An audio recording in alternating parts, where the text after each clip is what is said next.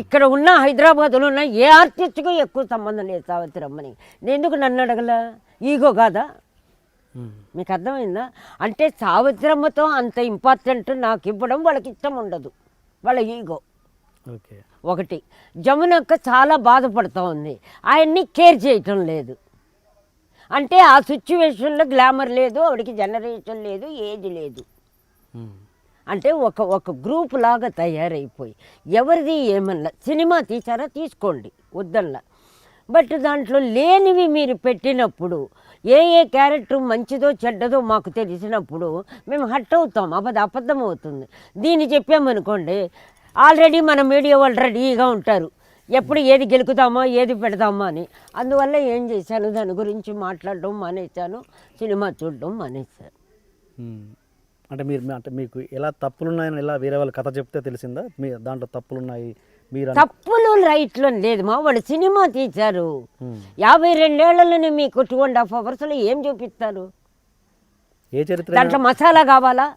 అసలు ఆ పాటలు ఏమన్నా మాకు సంబంధమా? ఆ మ్యూజిక్ ఏమన్నా మాకు సంబంధమా? లేటెస్ట్ మ్యూజిక్ కాదు, అది పాత మ్యూజిక్ కాదు. అదేం మ్యూజిక్ అండి ఆ సినిమాకి? అంటే నా టేస్ట్ చెప్తున్నా. ఇప్పుడు ఒకటి పాత సాంగ్స్ లాగన్నా ఉండాలి, లేదా క్యాబరే సాంగ్ అన్నా ఉండాలి. అది ఏం మ్యూజిక్ అంటే ఆ సబ్జెక్టుకు మ్యూజిక్ సగం 3 అండి, డ్రెస్అప్ సగం 3, మీరు తీసే కెమెరా యాంగిల్స్ సగం 3, వాతావరణం. ఈ 3లోనే మా యాక్టింగ్. మీరు 3లో 4 దొబ్బేస్తే ఇంకేం యాక్ట్ చేస్తాం మేము? ఒకటి ఒక బాట. రెండోది ఆ సబ్జెక్ట్ సావిత్రమ్మ దాని వద్దు. మీరు మహానటి అని పేరు పెట్టిన తర్వాత ఎవరిని అడగాలి అడగకూడదని బేసిక్లోనే మీలో ఈగో ఉంది. బేసిక్లో ఎక్కడ నిజం చెప్తే నిజం తీయాల్సి వస్తుందో కాబట్టి మమ్మల్ని మీరు కలవల. ఓకే, మీరు ఆల్రెడీ సినిమాగా తీయాలని నిర్ణయించుకున్నారు, అప్పుడు అది 100% బిజినెస్సే. అక్కడేమో అక్క చెల్లెళ్ళ లోపల ప్రాబ్లమ్స్ స్టార్ట్ అవ్వాలని అనుకున్నారు, కానీ అక్కడ అవ్వదు. మీకు అర్థమైందా? 5 మెంబర్ ఇట్లా ఒక్కొక్క దానికి పర్యావసనం ఏదో మీ తెలుగులో. తర్వాత విషయం మీరు ఆలోచించటల్లా మనకెంత వస్తుంది మనకు తక్కువది ఇంతేనా? అలా ఉన్నప్పుడు ఎవరి పేరు పెట్టుకొని మీరు సంపాదించుకుంటున్నారు? ఎవరన్నా చస్తే మీరు సంపాదించుకుంటున్నారు, ఎవరన్నా పాడైపోతే మీరు సంపాదించుకుంటారు. బట్ వీళ్ళకేం వద్దా? మరి సావిత్రమ్మ పోయింది 81లో, ఆవిడకి పోయేటప్పటికి 52 ఇయర్స్. ఆవిడకి సూపర్గా తీశారు ఆవిడ్ని. పాసమల్లర్ అదే రక్త సంబంధం ఏదో ఉంది కదా, అది తమిళ్లో శివాజీ గణేశన్ యాక్ట్ చేసినాం, నేను ఉన్నాను కదండి. పెద్ద ఆవిడ ఎవరిని ఓన్ సిస్టర్ను కూడా తీయరండి, అంత బాగా ఆవిడ్ని తీర్చింది. వాళ్ళిద్దరూ అంత బాగున్నారు. ఆ బిడ్డలు కూడా 5 మంది ఎవ్రీ ఇయర్ కలుస్తారు. ఫేసులు కూడా తమాషా అద్దరం ప్రింటే, అందరూ ఒక తల్లికి పుట్టినట్టే ఉంటాయి మొక్కలు. అది పెద్ద వండర్ అక్కడ. ఓకే, అక్కడ ఎవరిని అడగల. తర్వాత 11 నెలలు ఆవిడ జేజే హాస్పిటల్లోనే ఉన్నది, పెద్ద వైఫ్కి పెద్ద కూతురు హాస్పిటల్లో. నేను చూశానండి, ఇలా చేయి పట్టుకొని ఇలా కూర్చునేవాడు జమిని మామ పొద్దున్నుంచి రాత్రి దాకా, మా ఇప్పుడు ఐటీ అని. అయింది 1% కూడా తప్పు లేదండి. తప్పంతా సావిత్రమ్మదే. ఎట్లా తప్పు అంటే చెడ్డ కాదు, బాగా మొండి అంటే అంతా ఇంత మొండి కాదు. ఎంత ధర్మగుణం ఉందో, ఎంత ఫ్రెండ్లీ నేచర్ ఉందో, అంత ఈక్వల్గా ధైర్యము మొండి. ఆ మొండితనం ఏమవుతుంది మీకు? నేనింతే నాకు ఇలాగే కావాలి అంతేనండి. చెడు కాదు అది ఆవిడికి చెడు అయింది. దగ్గర చాలా ప్రేమించే వాళ్ళందరినీ పో అనేదే తప్ప వాళ్ళు ఎంతసేపు ఉంటారండి? గోడ దూకినప్పుడు నాకు తెలుసండి ఆ సబ్జెక్ట్, కుక్కలు తరిమినప్పుడు నేనున్నానండి ఆ సబ్జెక్ట్. అందుకే మీకన్నా వంట రూమ్ దాకా వెళ్ళేది ఒక ఫ్రెండ్షిప్, బెడ్రూమ్ దాకా వెళ్ళేది ఒక ఫ్రెండ్షిప్, బాత్రూమ్ లోపలికి వెళ్ళి స్నానం చేయించేది ఒక ఫ్రెండ్షిప్. ఆ 3 నేను చేశానండి అమ్మకి.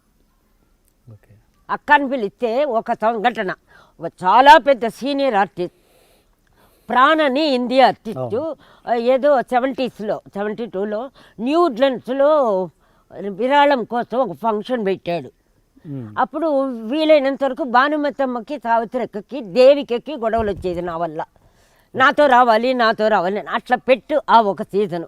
అందుకని ఎక్కువ ఇక్కడ వచ్చేదాన్ని. అక్క కూడా ఫంక్షన్లో చూస్తే మాట్లాడేవాళ్ళు కాదు. దాంట్లో సీనియర్ హీరోయిన్ ఒక ఆవిడ అమ్మ అన్న, ఏంటి అమ్మని పిలుస్తావు అనింది. పక్కనే వెంటనే అమ్మ సావిత్రి అక్క, అప్పటి వరకు అక్క అన్న, సిగ్గులేదు నీకు, పోయిపోయి దాన్ని అమ్మ అని అంటూ నన్ను వెళ్ళానమ్మ అనింది. అప్పటి నుంచి ఇంకా నువ్వు వదలటం మానేశానండి. అంటే సంఘటనలు అప్పుడే ఆవిడ ఏలం వేస్తున్నాడు ఒక మామూలు గంధం దండ, ఎవరు ప్రాణు, దాన్ని మైలాపూర్ ఇల్లు రాసిచ్చిందండి. మైలాపూర్ ఇల్లు రాసిచ్చింది. ఓకే మైలాపూర్ అని ఒక ఏరియా. Okay okay. మరి ఇది ఎమోషనలా మొండితనమా? మరి జమినీ వద్దనలేదే. జమినీ వల్లేనండి అమ్మకు లైఫ్. జమినీ మామ వల్లే. ఆయన ప్రేమించినంత ఎవరూ ప్రేమించాల. ఈవిడికి బాగా ప్రేమ, బాగా ఈగో, బాగా మొండి తప్ప చెడ్డది కాదండి. ఆ మొండితనం ఆవిడికి నష్టం కలిగించింది. ఆవిడ బీదా కాదు, పాడు కాదు, ఎవరెందుకు తరుముతారండి? కూతురు ఎందుకు మరి అంత చివరి దశలో అంత చివరి దశ అని మీరు ఎక్కడ చూచారు? మీకు ఎవరు చెప్పారు చివరి దశ? మీన్స్ మద్యం అలవాటు, మందు తాగే అలవాటు ఎవరు నేర్పలే, ఏమీ లేదండి. నీ మీద పోటీ వేసుకొని నిన్ను సాధించడానికి ఎవరు తాగేది? ఆయన జమిని గారి అంతే కదండి. ఇంకెవరు ఉన్నారు? అందరు పిల్లలంతా బాగానే ఉంటారు. ఆవిడకి ఎవరు ఎనిమిది లేరండి, ఎవరూ లేరు. ఇండస్ట్రీ అంతా ప్రేమగానే ఉంటారు. అందరికీ పెడుతుంది పెట్టే అలవాటు. తర్వాత వాళ్ళ అక్కింటికి, అదే జమిని గారు ఫస్ట్ వైఫ్ ఇంటికి మొత్తం నేను చూశానండి. ఇంత వాళ్ళు అలాగే చూసేవాళ్ళండి. వాళ్ళ వంశానికే అందరికి కలిపి ఒకడే సతీష్, ఒకడే కొడుకు. అప్పుడు చాము కూడా చిన్నదే. అంత బాగా చూసుకునేవాళ్ళు. నేను ఉన్నాను.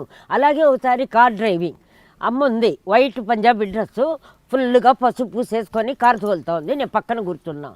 సూపర్గా వెళ్ళి ఒకరిని గుద్దేసింది. నంబరు దిగు అనింది.